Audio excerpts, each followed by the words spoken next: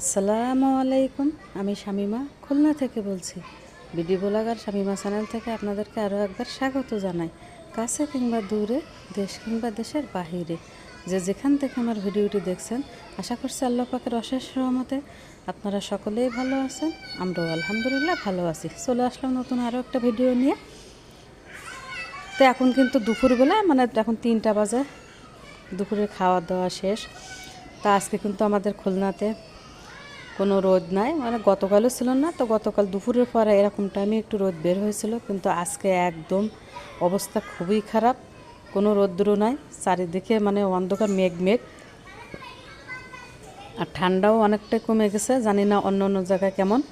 তো এই যে দেখুন, এখন দেখে মনে আসছে ভোরবেলা, মানে ভোরবেলা সকাল 7টা-8টা বাজলে যেমন দেখা যায় সেরকম দেখা যাচ্ছে। আর এই তো আমার আসি ওই যে নিচে আরবি পড়তে যাচ্ছে। তা আমাদের বাসার সামনে যে বাড়িটা আছে, যে আন্টিদের বাড়ি, আপনারা কম বেশি দেখছেন। তা ওদের বাসায় এখন পড়তে যাচ্ছে। তো ও কিন্তু সকালবেলায় পড়তে যায় ভোরবেলাতে, যেহেতু তখন ঠান্ডার সময় বাচ্চারা উঠতে চায় না। তো এখন বিকালবেলা যায়, আর যে সময় গরম পড়বে সে সময় ইনশাল্লাহ সকালবেলায় আরবি পড়তে যাবে। তো আরবি পড়তে চলে গেল। তো এখন আমি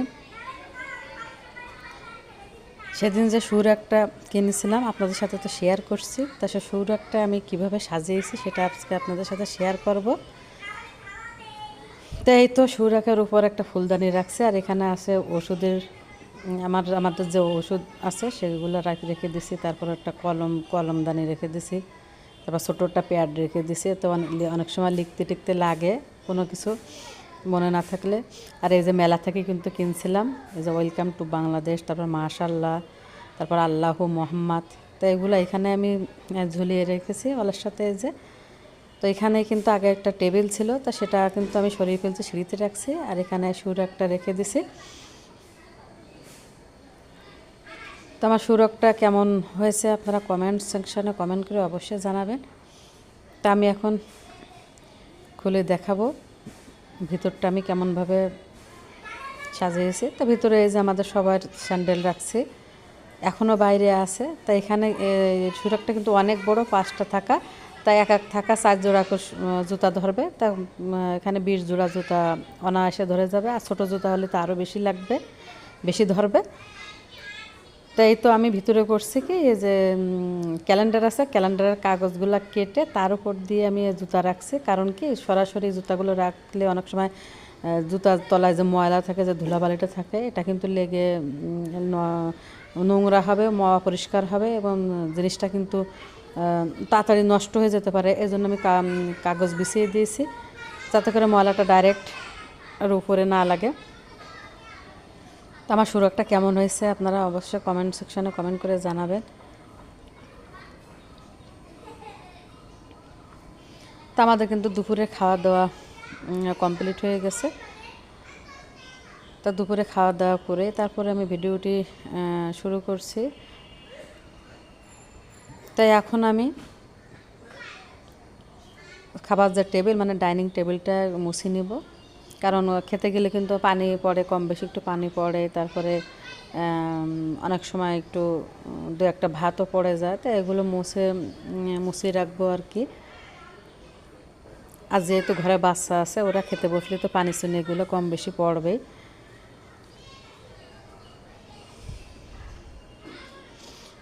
তো অনেক দিন কিন্তু আমি মানে ঘরের কোনো কাজকর্ম তেমনভাবে দেখাই না। তা আজকে একটু সামান্য একটু দেখাচ্ছি।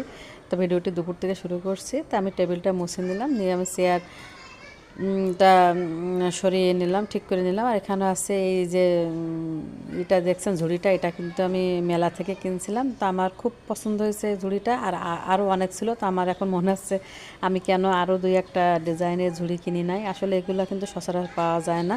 তা আমি টমেটো রাখছি, কেন টমেটো, ফল এগুলো রাখা যাবে।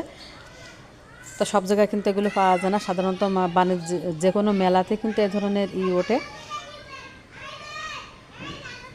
তো এখন আমি যে মাইক্রোওয়েভ ওভেন যে টেবিলটা কিন্তু অনেক দিন মোছা হয় না। তো এখন এই টেবিলটা একটু মুছে নিব। আসলে মানে যত মোছা হবে ফার্নিচারগুলো কিন্তু তত ভালো থাকে। তো আসলে প্রত্যেকদিনই তো আর মোছা হয় না, দেখা গেলো যখন সময় হয়, সুযোগ হয়, তখনই মুছে ফেলি। তবে নিয়মিত মুছলে সেটা ভালো হয়। তারপর আবার বেশি দেওয়া যাবে না, মানে ফাঁকা দেওয়া যাবে না, বেশি দিন পর পর মুছলে কিন্তু ময়লাটা বেশি জমে যাবে। সেক্ষেত্রে মুছতেও কষ্ট হবে বা ফার্নিচারটাও খারাপ দেখাবে, পুরাতন দেখাবে। তো এখন ওভেন, মাইক্রোওয়েভ ওভেনের যে টেবিলটা, এটাও আমি মুছে নিচ্ছে।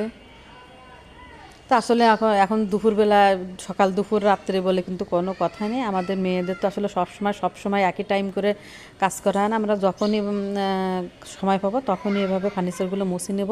তা সে সকালে হোক, দুপুরে হোক বা রাত্রি হোক।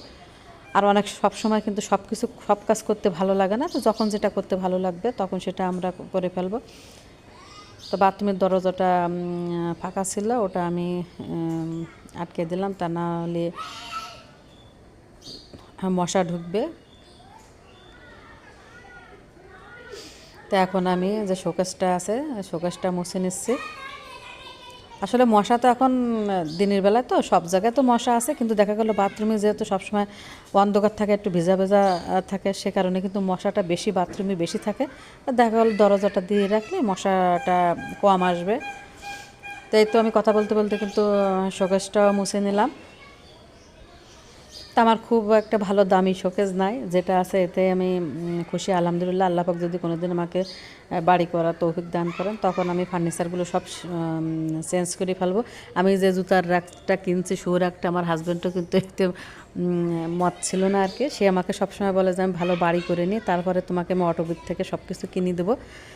আর আমার কথা আছে, আমি যেমন আছি যে সেরকমভাবে আমি চলতে চাই। যদি কোনো দিন আল্লাহ করতে দেয় তখন দেখা যাবে, তখনকার ব্যবস্থা তখন হবে। আর তার হচ্ছে সবসময় হাই ফাই চিন্তা ভাবনা, আর আমি হচ্ছে এমনই লোক, মানে যখন যেমন অবস্থা তেমনভাবে চলতে হবে। আমি হচ্ছে এভাবেই চলতেছে আর কি, আমার মন মানসিকতা এরকম।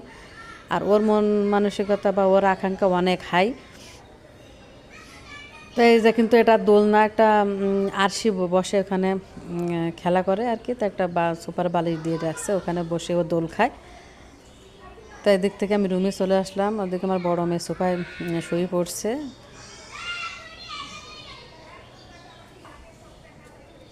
মানে ঘুম তো আসলে শীতের সময় ঘুমালে কিন্তু আরও দুপুরবেলা খারাপ লাগে। খেয়ে দিয়ে একটু টিভি দেখছিল দুই বোন, তো ও আসে আরবি পড়তে চলে গেছে, আর ও সোফায় শুয়ে পড়ছে। তারপর বলছে আম্মু আম্মু লাইট অফ করে দাও, আমার একটু ঘুম ঘুম আসতেছে। তো আমি লাইট অফ করে বেডরুম থেকে চলে আসলাম। তো এদিক থেকে আমার ছেলেও শুয়ে পড়েছে আমার ছেলের রুমে। তো এখন এই যে দেখুন, আসি যে ম্যাডামের কাছে পড়তে যায়, সে ম্যাডাম ওনারা আজকে বাড়ি নাই, মানে যে আন্টির কাছে আরবি পড়তে যায়, সরি ম্যাডাম না, হুজুর আর কি, মহিলাই পড়ায় আর কি। তোমরা দাওয়াত খেতে গেছে, তাই সেই হিজাব খুলে তারপরে সেপারা রেখে এই যে ক্যারাম বোর্ড খেলতে বসে গেছে। আর আপনারা নিশ্চয় মনে হয় চিল্লাপাল্লা শুনতেছেন, বাড়ির বাচ্চারা সবাই কিন্তু নিচে ওরা ক্যারাম বোর্ড খেলতেছে। তা আমি কিন্তু ছাদে চলে আসছি ভয়েস দেওয়ার জন্যে, তা এখান থেকে কিন্তু অনেক চিল্লাপাল্লা শোনা যাচ্ছে। তো এই যে দেখুন, তা আমাদের সামনে যে দেখা যাচ্ছে যে একতলা বাড়িটা, এই যে আকাশি কালার রং করা, এখানেই কিন্তু আসি আরবি পড়তে যায়, একদম আমার পাঁচিলের ওপাশে আর কি, রাস্তার ওপাশে। তাই তো আমার আজকে ছোটোখাটো একটা ভিডিও আপনাদের সাথে শেয়ার করলাম। তো আমার ভিডিওটি কেমন হয়েছে আপনারা অবশ্যই কমেন্ট সেকশনে কমেন্ট করে জানাবেন। সকলে ভালো থাকবেন। আজকের মতো এখানে শেষ করছি। আল্লাহ হাফেজ।